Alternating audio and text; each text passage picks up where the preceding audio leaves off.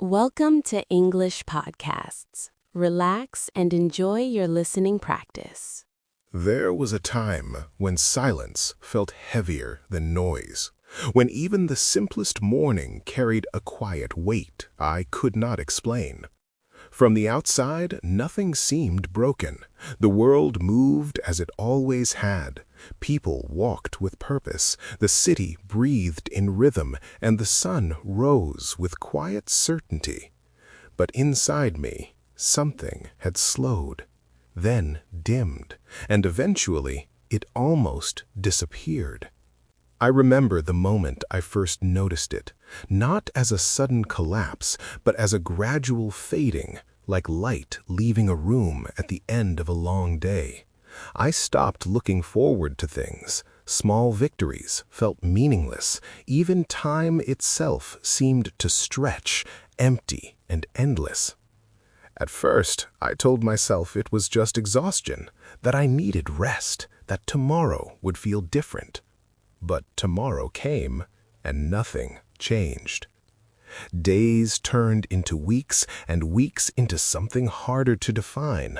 A quiet state where nothing was wrong, yet nothing was right. A place where the body continues, but the spirit hesitates. And in that hesitation, something dangerous begins to grow. Despair does not arrive like a storm. It does not announce itself with noise or force. It moves slowly, patiently, almost invisibly. It whispers instead of shouting. It convinces you that nothing matters, that nothing will change, that effort is pointless. And the most frightening part is not the sadness itself, but the stillness that follows. I remember sitting in a room full of light and feeling nothing. Not pain, not anger, not even fear, just a quiet emptiness, as if I had stepped outside of my own life and was watching it from a distance. That was the moment I understood something I had never fully realized before.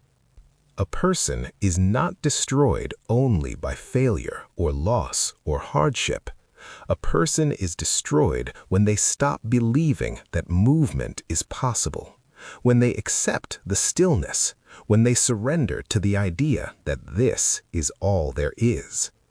But something inside me, small, almost invisible, refused to disappear completely. It was not strength, at least in the way we usually imagine it. There was no sudden motivation, no dramatic turning point, no clear answer waiting for me. There was only a quiet decision, a decision so small it almost felt meaningless. To stand up, to take one step, to move even without purpose. At first, it changed nothing. The emptiness remained, the silence did not break, but something subtle began to shift, not around me, but within me. Because movement, even the smallest movement, creates a crack in stillness, and through that crack, something begins to return. Not all at once, not in a dramatic wave, but slowly, steadily, like light returning at dawn. I began to understand that strength is not loud. It is not always visible. It does not always feel powerful. Sometimes, strength is simply the refusal to remain where you are. Sometimes, it is the decision to move forward without knowing why, without feeling ready, without believing it will matter. And yet, it does. Because despair feeds on stillness, but it cannot survive movement. Today, I am not a different person. I am not untouched by darkness. I still remember that silence, that emptiness, that slow fading of meaning.